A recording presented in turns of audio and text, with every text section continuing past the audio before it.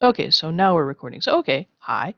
What we're doing today, I mentioned back in Monday, Tuesday lecture, and that is that I'm going to be showing you how to not only build a works cited page, but I'm also going to be showing you how you are going to be using the PGCC databases.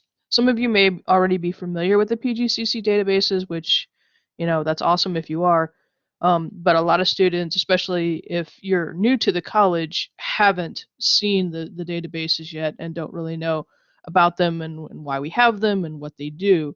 And that's where you're going to be drawing primarily all of the research that you're going to be doing in this class, and also it's pushing you to use that for the other classes that you take as well, which is why it's really kind of impossible for you to do the second assignment in this week without seeing the presentation that I'm going to give today. Now, depending on how adept you are at using computers, you may want to do this assignment along with me on your computers where you are. But if you're someone that doesn't um, doesn't have a lot of acumen with using computers, then your best bet is just to watch what I'm doing today and then do the assignment on your own later on. So it's up to you if you want to try to do this as I go. I'm not going to be going through it really fast, so if you want to try to do it along with me, you can. But if you find that you're having to do too much switching between the work that you're doing and the lecture materials, then you may just want to focus on the lecture. And of course, since it's being recorded, you can go back and refer to the lecture if you'd like. Okay. Okay. So before we get started, there is a new announcement in the announcement section, and it's about the different methods that you can get help with your classes this semester. And it's not just this English class. I know most of you are taking more than one class, but there is a lot of tutoring help available to you um, for any class that you're taking. Okay, so uh, the three methods are here. The Extension Center tutoring is something that I am personally involved in. I am one of the Extension Center tutors for Writing Center, but we also have tutoring available in all levels of math classes and all levels of biology. So to set up an appointment, I've got the information here. It's also in my faculty info area right here too. And has my specific hours if you want to make an appointment just with me. Um, but there are other tutors available at other times. And so you can call them and make an appointment. They're 30-minute appointments. There's the Smart Thinking tutoring that I went over with you guys the first day of class. And if you scroll down in the announcement section, you will get to the announcement that talks about the Smart Thinking tutoring. So definitely check that out. I encourage you to check that out on the first day. And for other subjects that you may be taking, like if you're taking Spanish or if you're taking accounting, there is other tutoring available through main campus. And if you click on the link, it will take you to the information about those additional services. Okay, so this is really important to keep in mind as you progress through the semester. Obviously,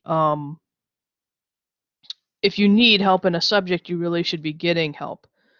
Something that I've noticed in the past is that people will recognize that they need help, but they don't actually go about getting it. Some of you have actually mentioned in some of the first week email assignments that um, you're not really good at asking questions when you don't understand something. And that's certainly a disservice to you, because if you don't understand something, you generally don't tend to do very well in that class. So if you're in, a math class or a biology class or whatever class that you're in, and you're having difficulty, you really should try to be as proactive as possible, get the help that you need so that you can be successful in that class, because nobody ever wants to take a class over again. It's more time, it's more money. So really keep this in mind And if you find that you're needing help throughout the semester, there's nothing wrong with that. Okay, everybody needs help. So please use those services because they are there for you. All right. And also, just real briefly, I mentioned on Monday's class that I was working on getting the diagnostic essays graded, and I've been working on that the past 2 days when I haven't been inside the classroom, and I am up to the J's. So if your first name starts with an A through I, you have your diagnostic feedback available to you, and you should be reviewing that in the My Grade section.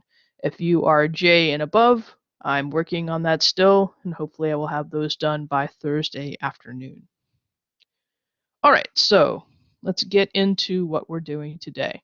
So in the week 2 folder of the course content section, the assignment that I'm going to be talking about is this Practice MLA Works Cited page.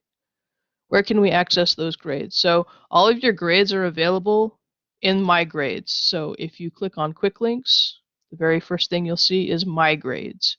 You click on My Grades and you'll be able to see your scores. Now, there's an announcement in the announcement section that explains how you can view your scores, okay?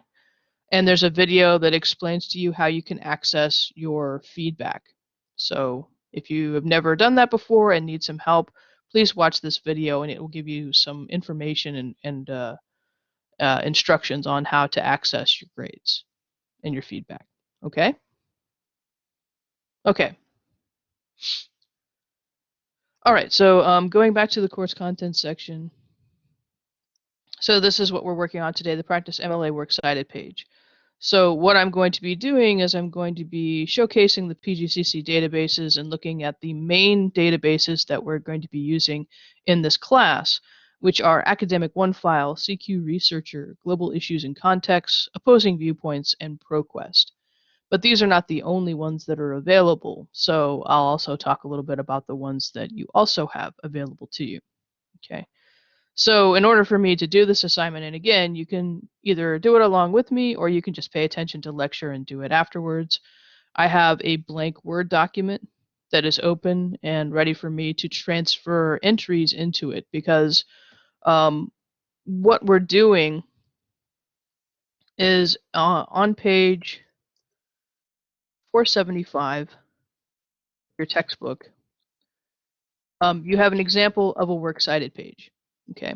And what the goal of what I'm doing today is to have something that looks like what you see on page 475 by the end of class. Okay, so what I'm going to be doing is I'm going to be transferring works cited entries from the databases into this blank page, and then I'll be formatting the page so that it looks like what you see on 475. So really there's kind of 2 stages of what I'm doing today. The first being that I am going to be gathering the entries from the databases and transferring them over to this page. And then the second thing that I'm doing is I'm going to be formatting the page.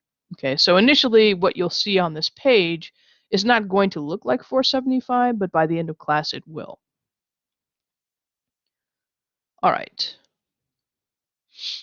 So first things first, how do we get to the databases? Okay, so if we're on the PGCC main page, what you'll want to do is you'll want to scroll down to the bottom of the page, and you'll see here at the bottom there's hyperlinks. Okay, unfortunately I have my little Blackboard sharing things. I guess I can hide this. Okay, sweet, yeah.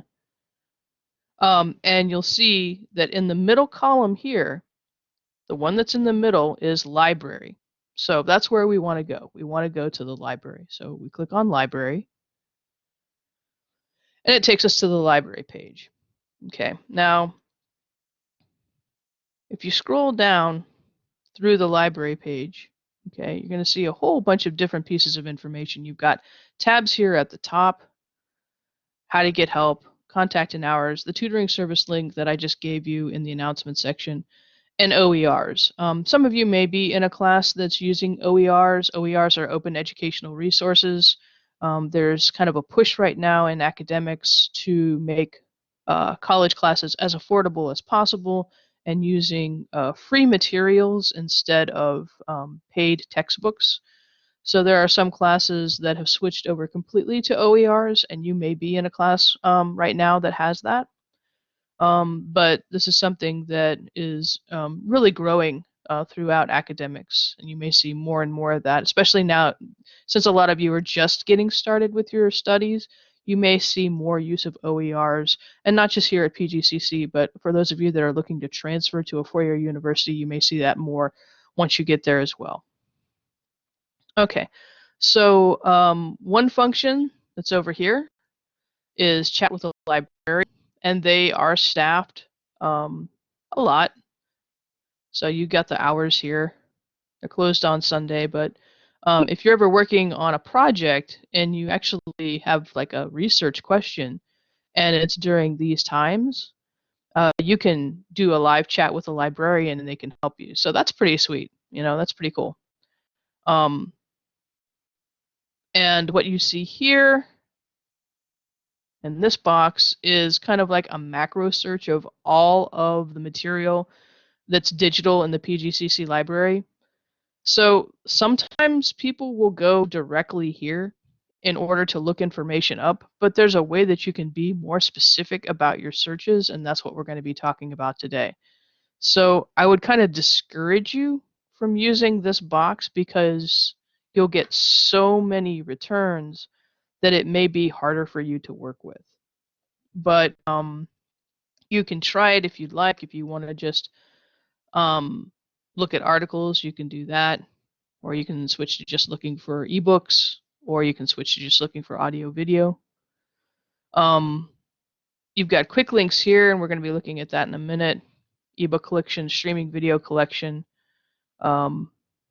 research assistance, got virtual workshops that the librarians are doing at PGCC because of coronavirus, COVID-19. There's research tutorials, which are pretty sweet. You can check those out as well. Okay. Research, what is it and where do I begin? So there's stuff here that you can check out. Okay. Frequently asked questions. Okay. So there's all kinds of really, really great stuff at the library. Even though, you know, we can't physically go to the library right now, you have a lot of the same resources available to you online. So that's pretty awesome. Okay. But where I'm going to be going right now is you'll see in the quick links, you'll see A to Z database list, and you'll also see by subject. I'm going to click on the A to Z database list first. And that's going to take me here. Okay. And this is an alphabetical list of all of the databases that the school subscribes to. And that's one thing to keep in mind. Databases are subscription services. And by being a student at PGCC, you will be able to access them. Now, if you're off campus like I am right now, you do have to sign in. You have to use the same credentials that you use to sign in to Blackboard, you know, which is no big deal. But because these are all paid services, they're behind a firewall that has you putting in your username and password. And the first time I try to access one of these things, it's going to ask me to do that anyways, and you'll see what that looks like. So these are everything as far as alphabetical order. You have an icon list for what kind of materials are there. Okay, so if you're looking at, say, Academic 1 file, it says, okay, it is PGCC only. There are newspapers in it. There are ebooks in it. There are images. There's video. And there's articles. And that's a lot of information to be contained within a particular database. But you'll see why in a minute. But also, up here, you can see that there's a tab that says by subject. And if I click by subject, you can go to databases that are specifically for a particular academic group. Okay. So like, for example, if you are in social sciences, well, you have databases that are just for you. If you are in computer and information technology, you have databases that the school subscribes to primarily for your studies. If you're in nursing and health, you have databases.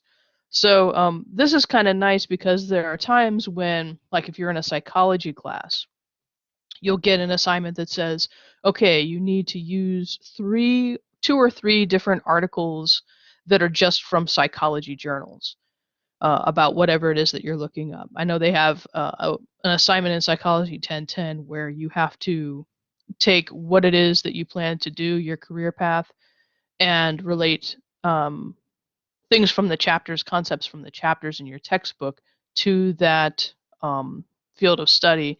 And then you have to go and get like two or three articles and see how psychology relates to your field through those articles. But you can only use psychology journals. So what you can do is, coming in by subject, you can click on psychology and it'll give you a list of just psychology journals, okay, or databases where you can find journals and articles.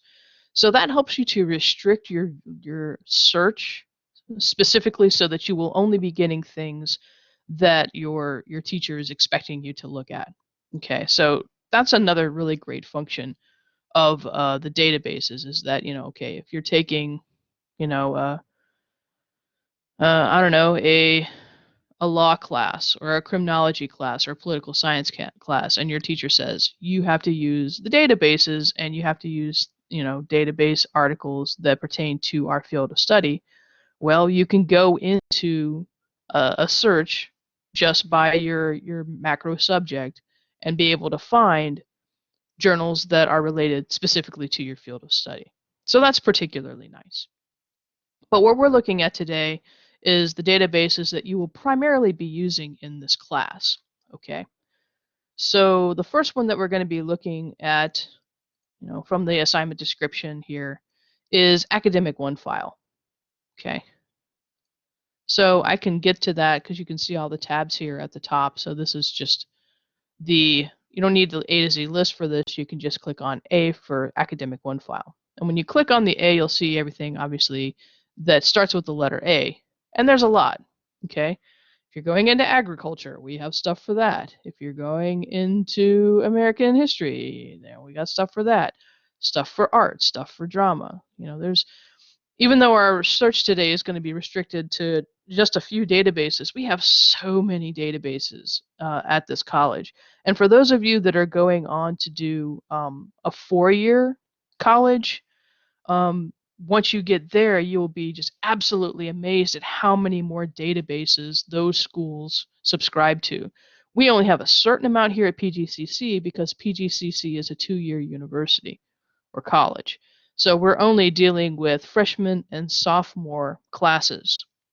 So while we have concentrations and we have programs, we don't really have like 4-year bachelor major programs. So that's why universities have way, way more databases than we do, because they have so many different majors that specialize in so many different things.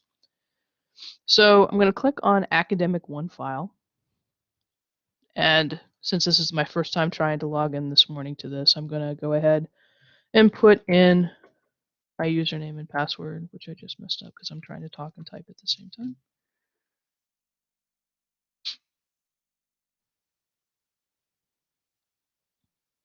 So this is what it looks like when I go into Academic OneFile. Okay. So you have the capacity to use a topic finder if you're not sure what your topic is, subject guide, publication search, explore a range of topics here. For the purposes of this assignment today, I'm just looking for you to get examples of entries from articles in order to accomplish the assignment. So you shouldn't be using the same things that I'm going to be using, because you should basically be putting in things that you're interested in. Okay. So like, I'm teaching a class, a 6-week class on Korean cinema. So I'm going to type in Korean cinema.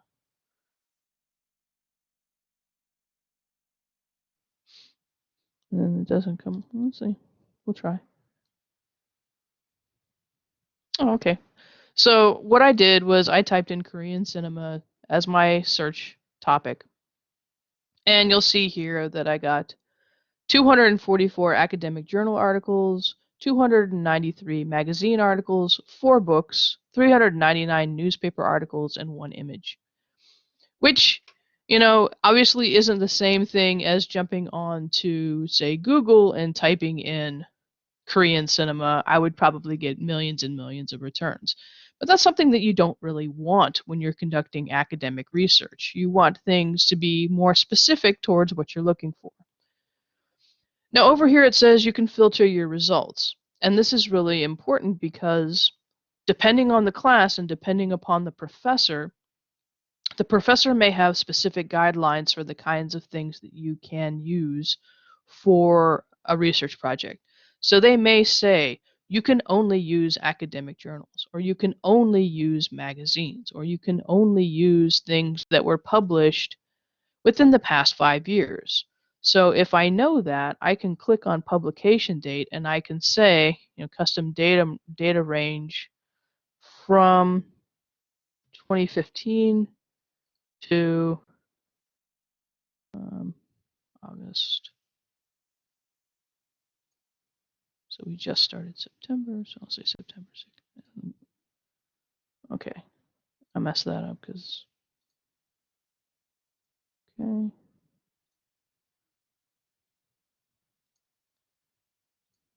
Ah, let's say 2015. So if they say you can only use things within the last 5 years that have been published, then I can apply that, and then it's going to revise my search. Now look what happened to all of my results. My academic journals went down to 84, magazines went down to 21, newspaper articles went from about 400 to 139. And that goes back to the stuff that I was talking about in Monday and Tuesday's class. Some fields of study really want you to concentrate on the most recent content available. Okay. Again, for English classes, that really isn't that big a deal, but but for some classes, it is a huge deal that you can only use things that are recent. Okay. So if a professor says, okay, these are my stipulations, these are things that you have to do when you're conducting your research, there are ways that these databases will help you do that. A couple other things, you'll see that full text documents has been checked, and that should always be checked. And the reason why is because sometimes things that are published in these databases are only the abstract of the article.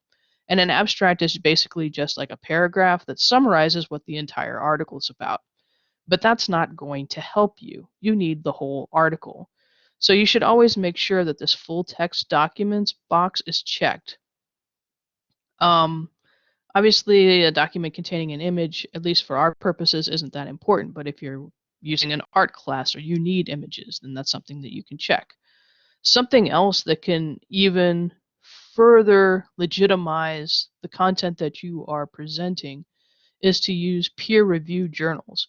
And a peer-reviewed journal means that people that are in that discipline have read the articles before they were published and said that they were good, reliable articles. So just out of curiosity, because we see here, okay, we got 84 journals, 21 magazines, 139 papers. If I click the peer-reviewed journals, all of the newspapers and the magazine articles go away, but I am left with 76 journal articles. So this is going to be stuff that is peer reviewed. So it's going to be even better and more legitimate for things as a content level. Okay. So that's really awesome. So sometimes, that can be a lot more limiting to you, depending on how specific your search terminology is. But this is going to give you the best quality information if you do check that peer reviewed journals. Okay. So So I have my little criteria here, full text, I have the date specified, and I have peer reviewed. So when you do this assignment, you do not have to have the peer reviewed box checked. That's okay. Because again, this is just practice. This is a practice assignment. So whatever the first um, article that comes up in your search is, go ahead and click on that so that you can have an article in front of you. Now, once you get inside an article, there's a lot of material here that's available to you. Okay, you've got the title of the article, You've got the authors, when it was published, where it was published, who the publisher was, what type of article it is, how long it is. This one's about 7,800 words, and the DOI. Now, MLA format does not care about DOI, but other formats do. So this will be something where when you get into the automatic citation function of these databases, sometimes the DOI will be present and sometimes it won't. Other things that you have here, okay, you can translate the article into other languages, and they have a lot, okay. You can listen to the article, the computer will read it to you, okay. It's going to be a computer voice, so it's going to be pretty monotone, but if you are just, super tired and you're just like, I don't really feel like reading it right now, I'd rather listen to it, you can listen to it. You can increase or decrease the font size, okay, so there's a lot of functionality here that's really nice. You can print it out, you can download it, email it to yourself. If you have things saved as far as whether you're on iCloud or whether you're on Google, you can save it to those places. Okay. And then up here, because you can see up here where you can sign in with Microsoft, sign in with Google, you have other functions. Okay. You can highlight and make notes. Okay. You can get the link to the article. You can send it someplace. And the one that we care about today is this magic button right here, and this is Cite. Now, what I'm using for everything today is Google Chrome. You may use a different browser. What you may find, though, is if you use a different browser, your interface might look a little different than mine. And there's nothing wrong with that. That's okay. You should be able to find these different pieces of information. It's just that they may be located in different places. So when I've decided, okay, hey, I really want to use this article, I want the citation for it, what I do is I come up here and click on Cite. So these, not only are the database articles really good, high quality information, what's also really important about this is that it does your citations for you. Whereas if you're just doing a general search online and you get sources, they will more than likely not do the citations for you. Okay, so you're kind of killing two birds with one stone here. You're getting good, high quality material, and you're getting the citation. Okay, so that's pretty awesome. So what you'll see here is that you have three choices of the types of citation format that you have.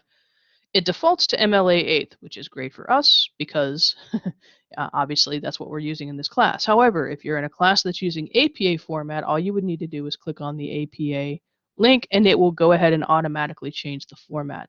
And if you're using Chicago style, you could click on that and it'll change to Chicago style. Okay. So it makes it super, super easy. Okay.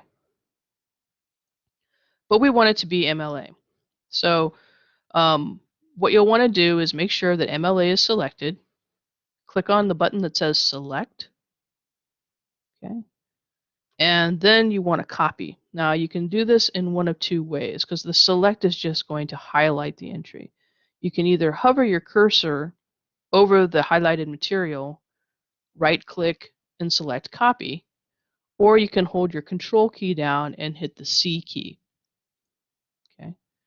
So what I want to do is I want to come back over to my blank page and go ahead and paste it in. I can either hit paste or I can hold the control key down and hit V.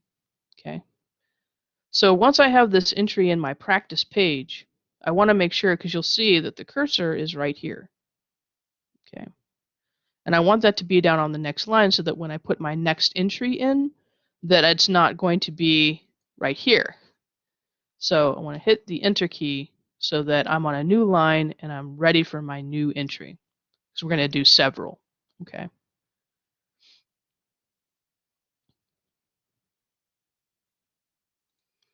All right. So see, easy. Just copying and pasting that entry over into your page. So again, academic OneFile is great as kind of like the first place to start with any kind of research project. It's kind of almost like the Google of the databases. It's going to give you a lot of returns because what's inside academic OneFile is just a whole bunch of newspaper articles, and not just from the United States, they're from around the world, journal articles, magazine articles, um, and they also include things like podcasts, they include videos. So they have a great deal of information. So it's a really wonderful place to start a research project. I would say regardless of whatever kind of research project that is given to you, unless it's a specific discipline, going in and starting with academic one file is a really good tactic. Okay. All right. So before we go on to the next database, does anyone have any questions about academic one file or how I was able to get that works cited entry by going into that article? I have a question. Sure. But my question is how you got specifically to one file. Okay. So yeah, that's when I went to here, I'll go back through it again. So when I'm on the PGCC main page, I'm going to scroll down to the bottom of the page, and that's where you're going to see library right here. And then when you click on library, how I got there is in the quick links area, there's this one called A to Z database list. And that takes me here. The A tab will take me to where you have all of the databases that are starting with the letter A. And there's academic one file right here.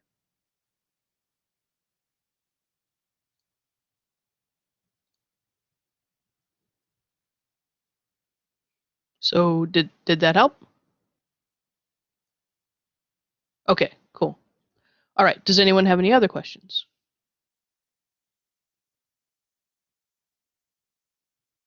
This one was just an example of how to get there. It's not that for the source.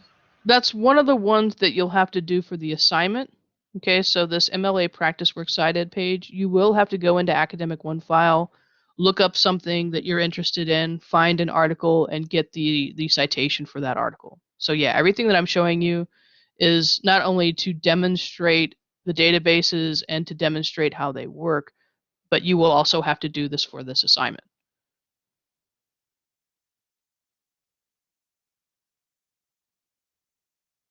Okay, cool. All right, so then the next source that we're going to be looking at, the next database, is called CQ Researcher. Okay, so that's this one. So when we're inside the database list, we just want to click the C tab right here. And you'll see every database that PGCC subscribes to that starts with a C. Got Career and Technical Education Database, Chemical Educator, Choice Reviews, Chronicle of Higher Education, Communications and Mass Media, Computer Science. I mean, as you can see, we just have lots and lots of stuff. Contemporary Women's Issues.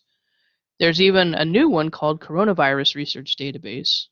So there's already databases that are compiling information for people that are doing research projects on coronavirus. So lots and lots and lots of stuff. Criminal justice, culinary arts. I know some of the students mentioned that they're going into the culinary arts program, so even that has its own databases. But the one that we want is CQ Researcher.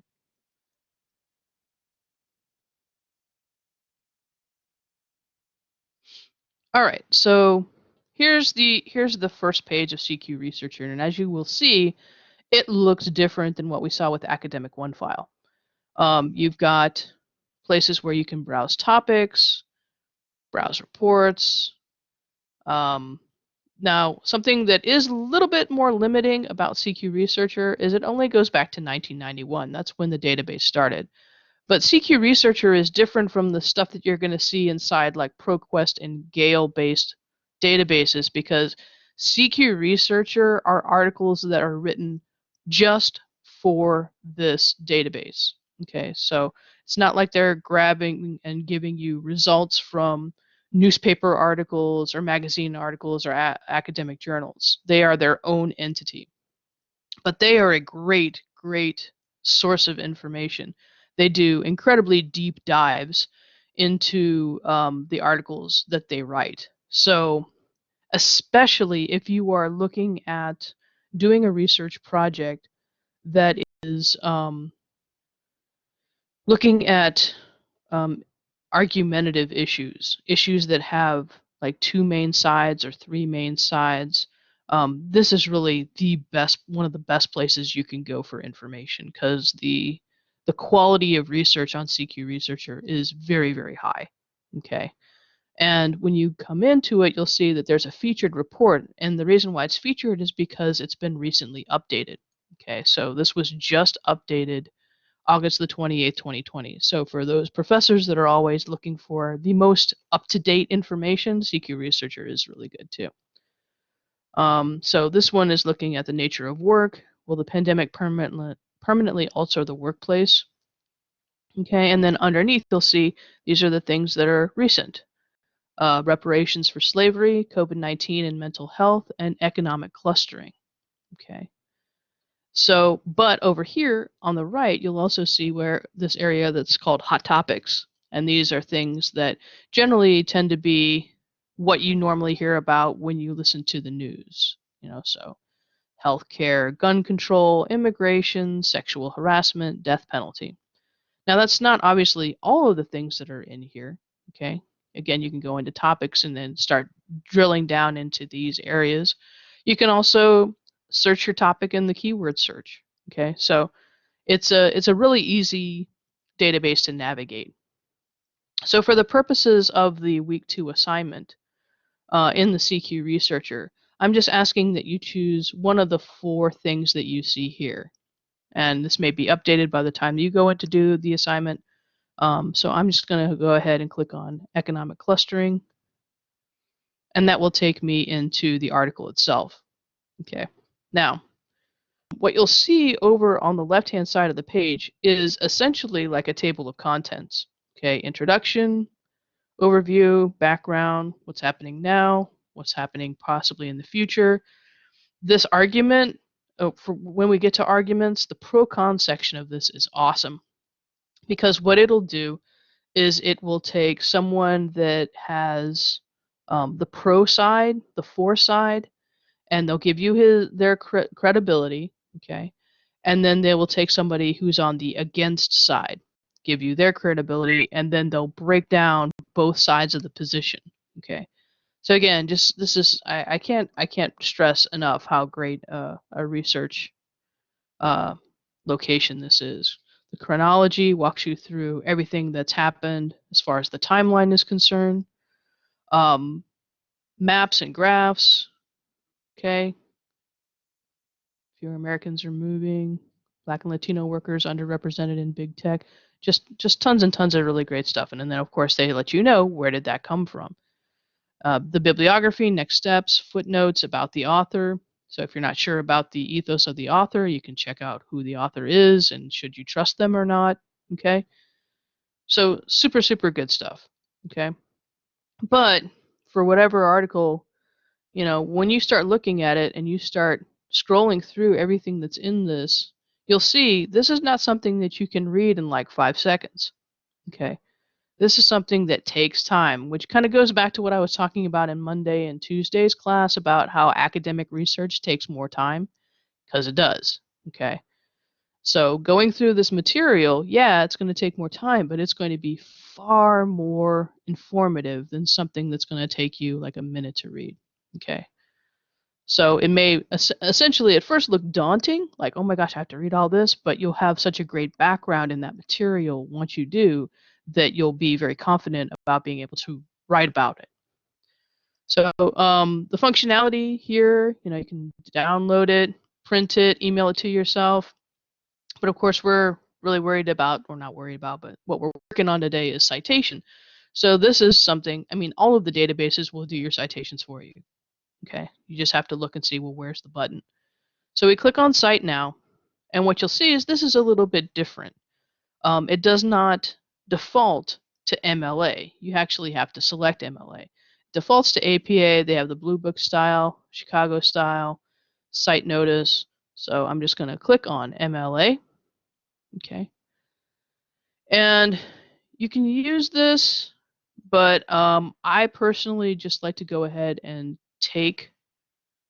just drag my cursor over the area, highlight the entry itself. Don't take the letters MLA, that's not part of the citation, and then go ahead and copy it. And note really quickly, because one of the things about works cited pages is that your sources need to be in alphabetical order based on the first piece of information in the entry. And in this case, the first piece of information is the last name of the author, which is Greenblatt.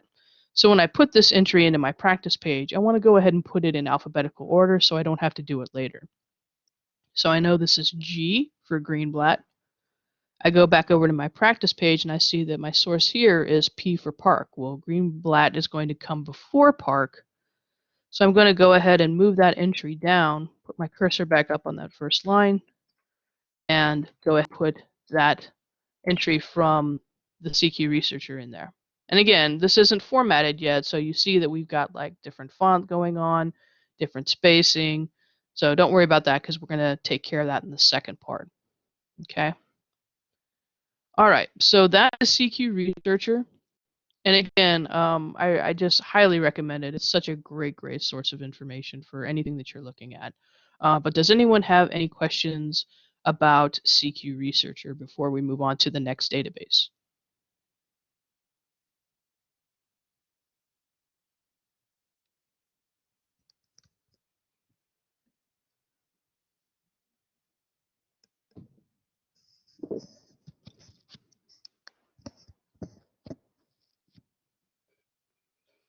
How did I get in here?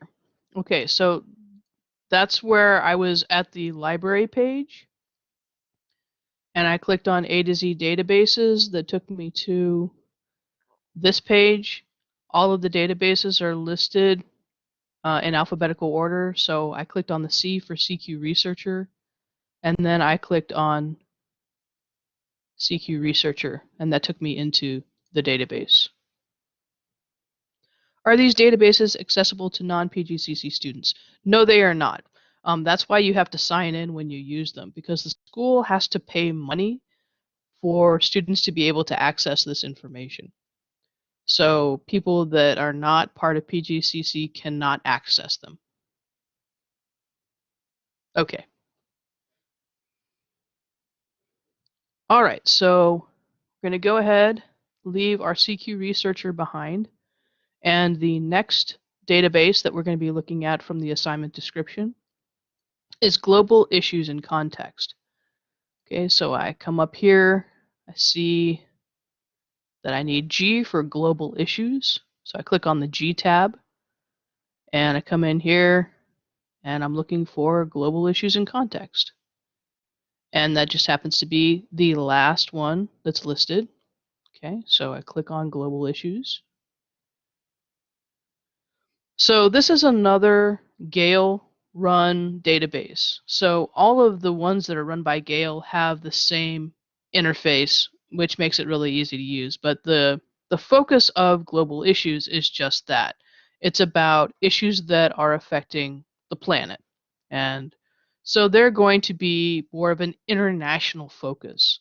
So if you're in a class that's looking at particularly international issues, or you get a topic for something that's happening in another country, then you're going to want to check out Global Issues in Context, because the results that they're going to give you in the searches that you make are going to be more focused towards those international issues.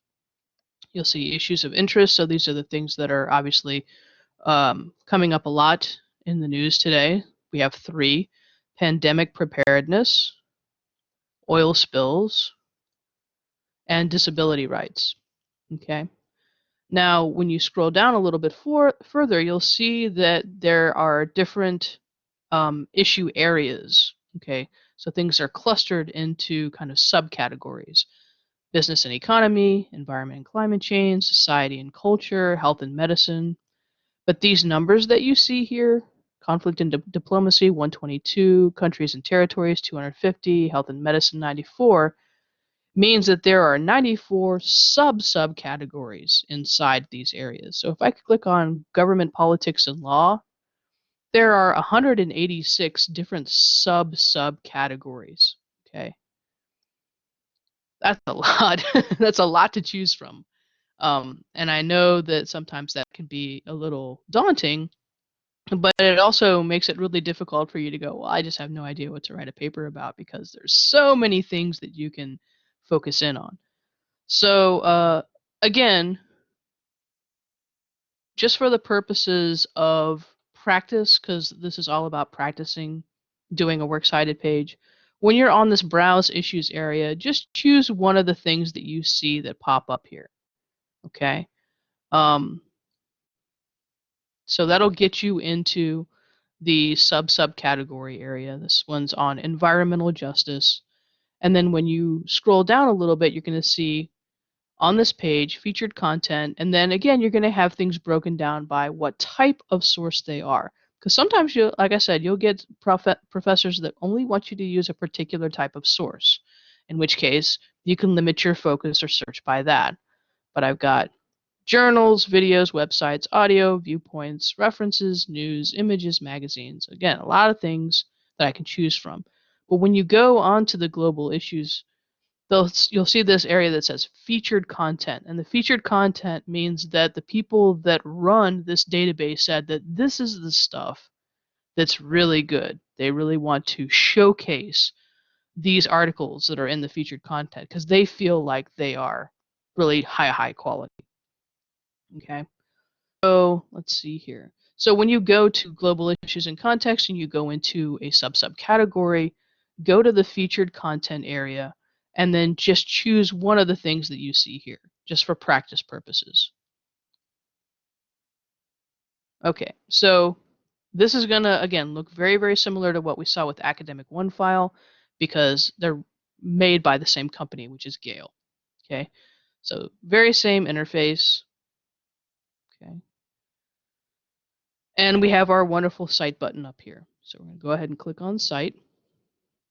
Going to head select it, copy it, and this one starts with a W. There's no author to it, and that's not something that you should be all that worried about. Sometimes people get really nervous when an article doesn't have a author.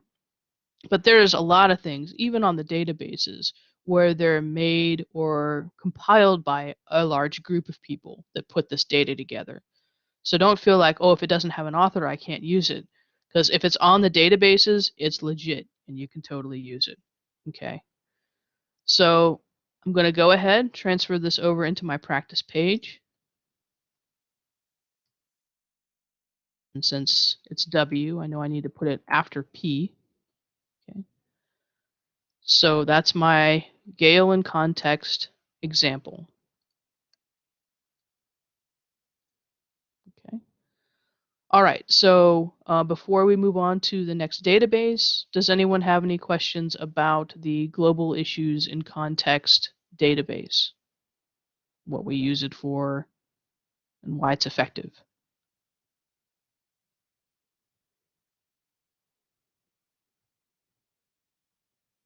Okay, awesome. Okay, so we're going to close out of Global Issues in Context. And the next one in our assignment list is called Opposing Viewpoints. Okay, so we go back up, go to the O tab for Opposing Viewpoints. And Opposing Viewpoints is actually the only one in the O tab. It's the only database that begins with an O that PGCC subscribes to. So I'm going to click on Opposing Viewpoints. And again, you're going to see similar setup here because it's run by Gale. And Opposing Viewpoints is something that is focused primarily on domestic issues. So issues that are affecting the United States of America. So whereas Global Issues was about the planet, Opposing Viewpoints is about the United States. So they've got a couple of different things here. Ownership of exotic animals, quarantine and isolation measures, and race relations. Okay. But again, just like the global issues in context, you go down and you'll see some of these more macro areas. Business and economics, law and politics, war and diplomacy, national debate topics, okay, health and medicine. And again, you've got the numbers of subtopics that are available. Okay. So again, just for practice purposes, just choose one of the things that you see listed here as a hyperlink. Okay, so once you click on a hyperlink into a subcategory, again, you'll get an overview. And when you scroll down, you'll see, again, the same kinds of things. There's journal articles, newspaper articles, primary sources, images, magazines, statistics, videos, references, so much stuff. But they've got that featured area, and that's the one that we're using for our practice. Okay? So again, just choose one of the things that you see underneath the featured viewpoints area so that you can get inside an article. Okay? Again, exact same layout. Sometimes when you get these articles, you'll get this box at the top that says article commentary. It gives you an overview of who the author is, and it gives you like some questions to consider, which, that's not a bad way of trying to gauge the article, like keeping those questions in mind as you read. Um, every time we do a critical thinking assignment in this class, we will be using mostly stuff from opposing viewpoints. So if you ever see this at the beginning of an article, no, you are not required to answer these questions, but you might want to consider them as you read. Okay, so again, I got my cite button here and defaults to MLA. Going to select, copy. So this begins with Weiss. Come over here, and WE comes before WH. I want to keep that alphabetical order intact. Okay, so that is opposing viewpoints. And we're going to be spending time with opposing viewpoints in this class because, again, this class, the critical thinking assignments that we do, paper number 4 that we do,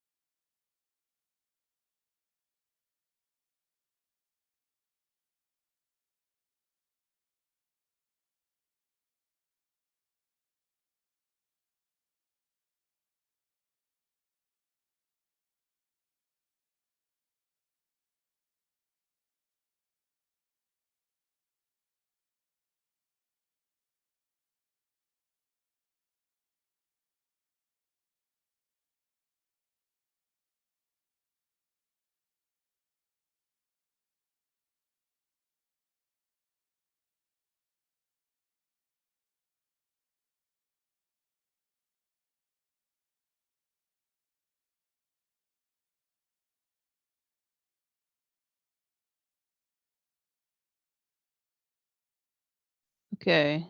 Am I back? Can you guys hear me? Yeah. Okay. I don't know what just happened, but my signal completely dropped, so sorry about that. Just, I guess, one of the things we're going to have to deal with periodically when we're doing live sessions, so okay. Good to know. All right, so let me get back to what we were doing here.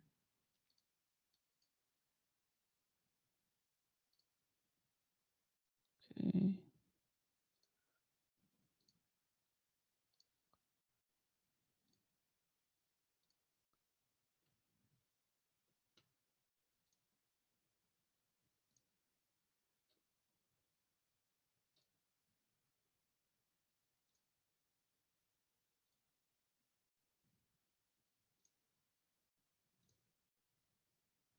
Okay, so that was opposing viewpoint. So the last one that we're going to be doing is ProQuest.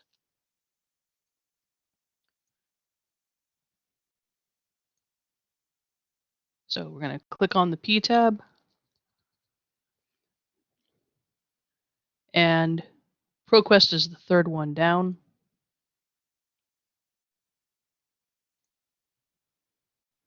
All right, ProQuest. Okay, ProQuest is different. ProQuest is not through Gale. So its interface is going to be quite different. Um, but it's good. That's a good thing because you get different stuff from different databases, especially ones that aren't run by the same company. So there's some students that really, really like ProQuest. They actually end up liking it more than Academic OneFile. So I guess as you start working with these things, you'll be able to determine which ones you like more than others.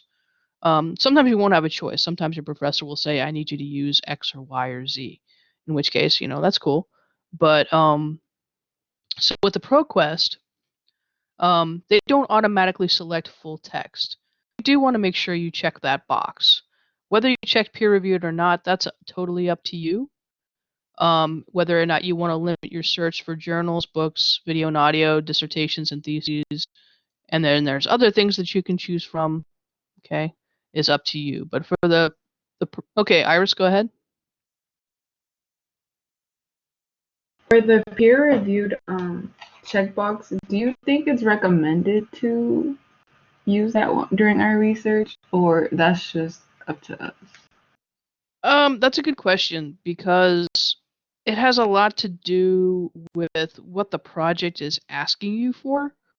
Most of the time, not clicking it will be okay at this point in your academic career. In freshman and sophomore years, it's not quite as important. But once you get into your major field of study, your professors are they're going to want a higher level of content from you. And of course, they're going to get way, way more specific about the things they want you to use for research. So at that point, the peer-reviewed box is going to come into greater importance for you. But for the purposes of most freshman and sophomore classes, it really isn't too necessary. But then again, like I said, once you click that box, you are going to get kind of the cream of the crop of the material that's available to you. So I would say at this point in your freshman and sophomore years, it's going to be more of a personal choice on your part. But the further you go and the more demanding your classes get, I would say the more likely you're going to be to click that box. Does that make sense? Yes, I just thought it would help narrow down our research or not, but thank you. No, that's true. It will, because first off, it will only give you academic journals. So you won't get magazines, you won't get newspapers, you won't get podcasts, you won't get videos. You will only get journal articles and only the ones that are peer reviewed. So yeah, it will definitely limit your searches. Um, that may make things more difficult for you, but again, it will also give you higher quality. So again, it's kind of like what the project is asking you to do and what do you think you're going to need in order to be successful for that project. But again, for most freshman and sophomore classes, it really isn't too important. But if your professor says, I only want you to use things that are peer-reviewed, then you can go ahead and automatically check that box. Again, different professors ask for different things, and it's going to be up to them to communicate that to you so that you know what their expectations are. Okay, so just like what we did with Academic OneFile, with the ProQuest search, again, just type in anything that you're interested in. I'm just going to go ahead and use Korean cinema again. I'm teaching a class on it, so that's my example. Um, when you do this project, you should be putting in what you're interested in. Okay. All right, so I go in here, and again, you can limit by source type. You can limit by how recent, okay, things are. So again, if they're asking you for only do things within the last 5 years, you can go ahead and hit that, and that's going to, okay, my results went down to 14,000. Obviously, I'm not going to be looking at 14,000 things, which is why doing things that will limit your search will help. You can limit by subject. Okay, maybe I just want to look for information about actors. Maybe I just want to look about information about films or festivals. So I can do that. And if you get the opportunity to do that, definitely take it, because then you won't have to wade through so many things.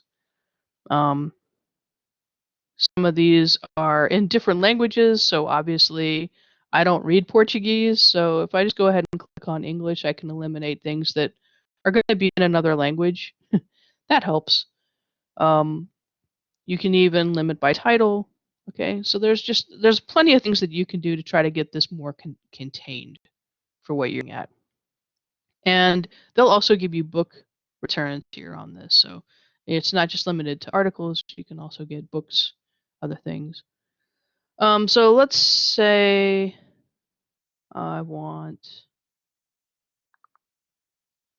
this. So again, just you can go ahead for your practice purposes. You can just select whatever the first thing that comes up in the list, because again, we're just practicing with doing these citations. Once you get into when you're actually using these for research, you can get more specific about what you choose. But for now, really, we're just doing examples.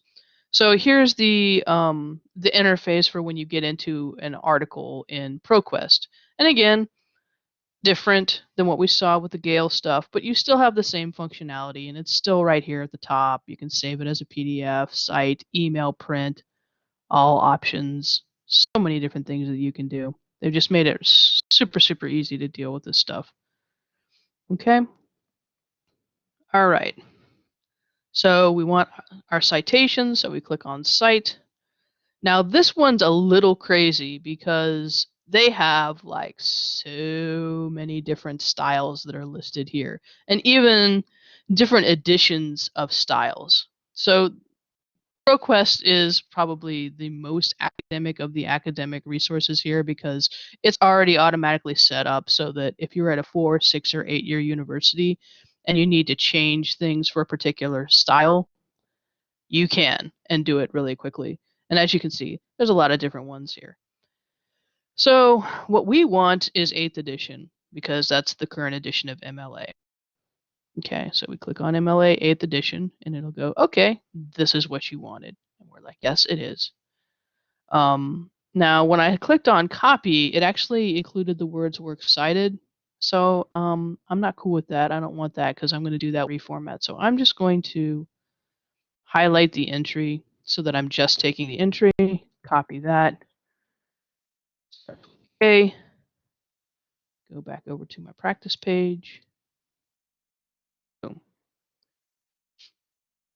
Okay, so again, that's ProQuest. Really, really good. I mean, everything I'm showing you today is really, really good. I'm not showing you junk, but there's really no junk in the database anyways, so you can feel really confident when you're using database material and be able to turn it in and know that your research is already considered legit. And that's what you want. You want, when people read your papers, they want to feel confident that what they're getting from you is quality. And if you're just throwing stuff into Google and taking the first couple of things you see, that doesn't have the legitimacy of going through something like the databases. So I hope I'm impressing that upon you. I will continue to talk about the wonder that is the databases throughout this entire class. So hopefully, hopefully you believe me on that. So I have a page. I've got my 5 entries from the 5 databases that we looked at, but I need to format them. Now, what you're going to notice again is a whole bunch of different types of fonts. Some things are kind of highlighted in gray, and we need to standardize this so that it looks like MLA format. You'll also notice that there are some things that are italicized. Now, you're going to have to go back and go through those things that are italicized and re-italicize them, because the first thing I'm going to do is I'm going to get rid of all of the formatting. So I'm going to select everything on the page, or if you want, you can just hold your control key down and hit A, and that's select all. And what you want to do is you want to come up to the font area, and above where you can have font color, there's this little box that has a letter and what looks like a little eraser, and it's for clear all formatting. You're going to click on that once, and it's going to standardize everything on your page. We then want to follow the exact same steps that we use to set things up in MLA format. Want to change my font to Times New Roman, 12 point. Want to come over to line spacing, select double space, go back in, click on remove space after paragraph. Okay. Now there's a couple of things we still need to do in order to make this page look like what you see on 475. First thing we need to do is we need to have the words works cited centered at the top of the page. Okay, so this is already at the top line, so I want to go ahead, hit enter once, so that top line is clear. I want to select center, just like we center our titles. Get that cursor on the middle of the page, and type in the words works cited. Not going to be all capped, not going to be underlined. It's just going to be works with a capital W and cited with a capital C. Now, if we only had one entry on this page, it would be work cited. But we have 5, so this needs to be plural, works cited. Now, normally when students are working on a research project, they tend to do their bibliography pages on a separate document and then copy and paste this in once their paper is complete. And so that would then mean that your pagination would be in that other document that you're copying and pasting into. For the purposes of this assignment for this week, go ahead and set up your page number the way you normally would, because you should not have your first page heading on this. Okay, you should not have your name, my name, the class, and the date. It should look like a works cited page. Whatever your last name is,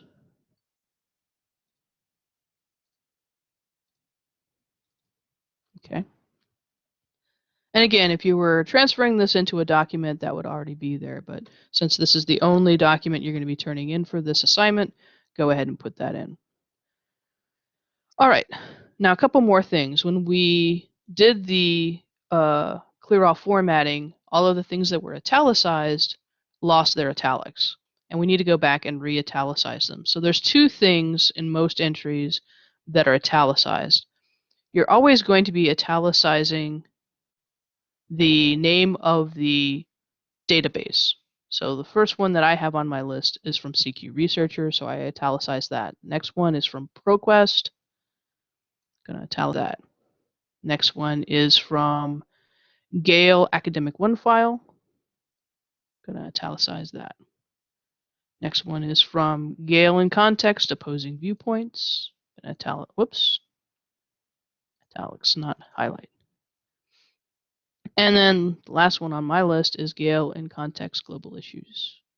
So, now the second thing, and not all entries will have this, like the CQ Researcher won't, because the CQ Researcher, their writers write just for CQ Researcher, so it's not like this was published any other place. But in most of them, you will have the name of the publication that the article originally appeared in. In this case, you're always looking for is what comes after the title of the article. And the title of the article will always be inside quotation marks. So this is the title of the article. So what comes after that is the publication that originally was published in. In this case, it's a article or magazine that's published in something called Mint. So I italicize that.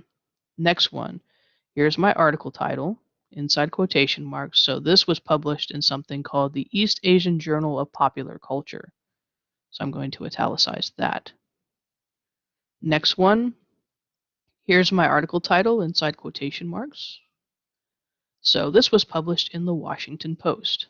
So I'm going to italicize that. Titles of publication, always italicized.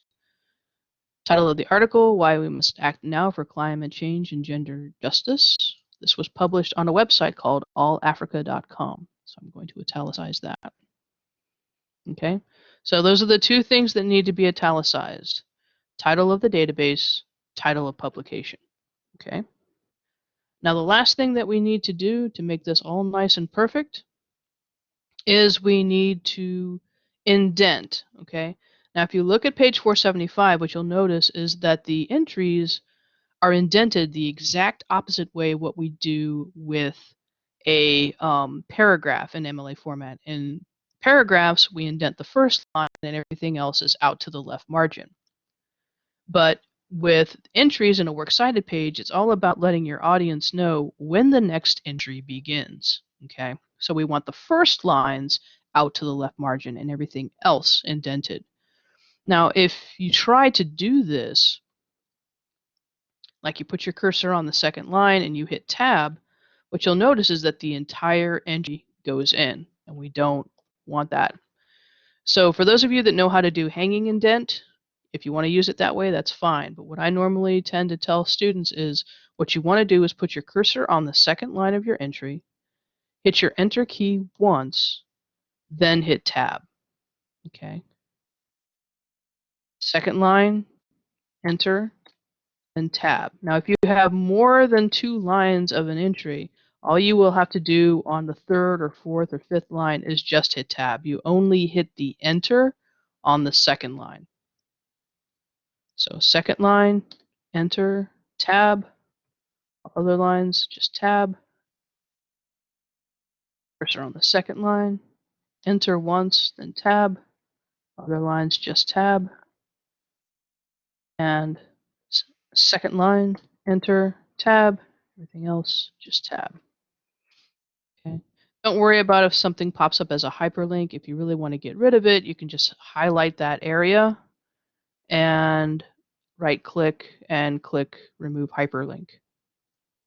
I should have done that.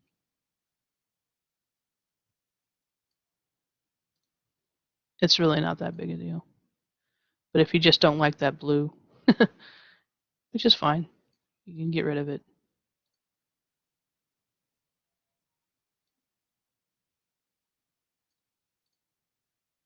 But I'm not going to be upset about it if it's there. So, like I said, you don't need to worry about it if you don't want to. Okay, and there's our works cited page. Okay, you should have 5 entries, 1 entry from each of the 5 databases that I note in the assignment description. Okay, so 1 from Academic OneFile, 1 from CQ Researcher, 1 from Global Issues and Context, 1 from Opposing Viewpoints, and 1 from ProQuest. Okay, so you should be turning in something that looks like this. Okay, should have the right pagination, should have the words works cited centered at the top, should have your 5 entries in alphabetical order, should be in MLA format, and should be indented correctly, and should have correct italics for the things that need to be italicized. All right? And that is due by Sunday, along with the other assignment that you have for this week, which is the Practice MLA Format assignment, which some of you have already turned in, which is awesome. You're ahead of the game, and that's great. If not, make sure that it's due or done and turned in by Sunday evening. All right, so are there any questions about anything that I've gone over for class today? Can you repeat the indentation portion of it? Yeah. So when you're working with a source,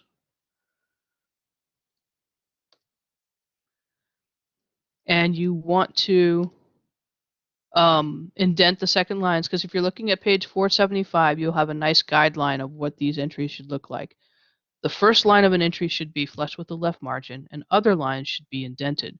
But if you were to take your cursor and put it on the second line and just hit tab to indent it, you see how everything moved over, including that first line? And we don't want that. So what you want to do is put your cursor on the second line of an entry, hit enter once, then tab. That'll leave that first line right where it is. And then if you have any other lines of the entry, you just hit tab. You only hit the enter key on the second line.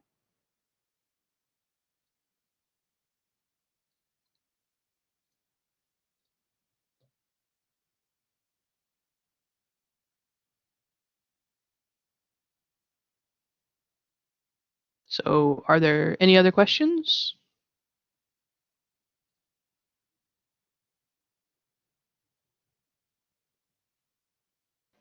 Do we do this for the citation, like on anything?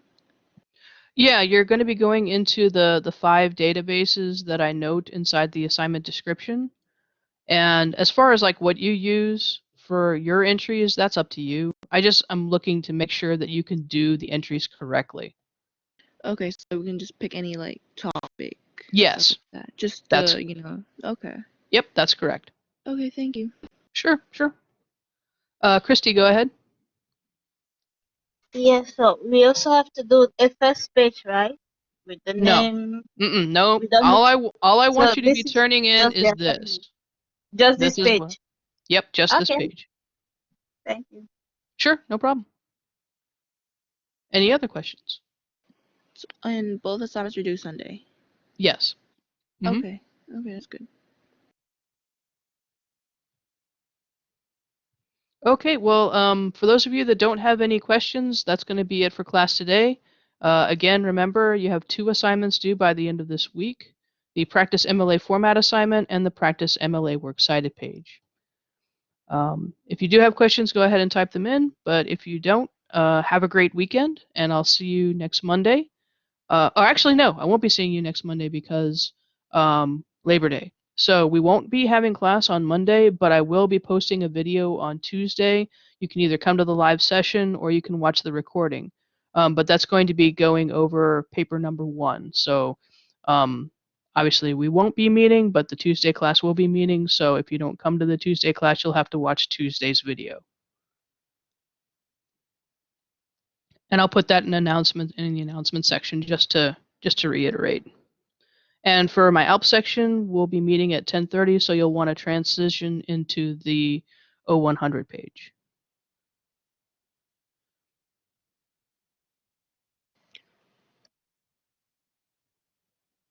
Okay, go ahead. For both assignments, do we like when we send the assignment, do we start it as a thread again, or? A third of what? I meant like for both assignments, do we, you know how we submit the assignment? Do we start it as a thread and send it to you? Or? Oh, no, this isn't a discussion board assignment. This is something where you'll be uploading a file copy. So just like how you did the diagnostic essay last week, this is just a file upload. Okay. It's the same exact thing as the diagnostic one? Yeah, you're going to be doing this on a Word document or a Google Doc. When you're done with it, you're going to save it to your computer, go into the Dropbox, Okay. and then click on, you don't want to click on this Write Submission button. You only want to click on the Browse My Computer, go to where you have it saved on your computer, select it, click Open, and then click Submit. Okay, okay, thank you. Sure.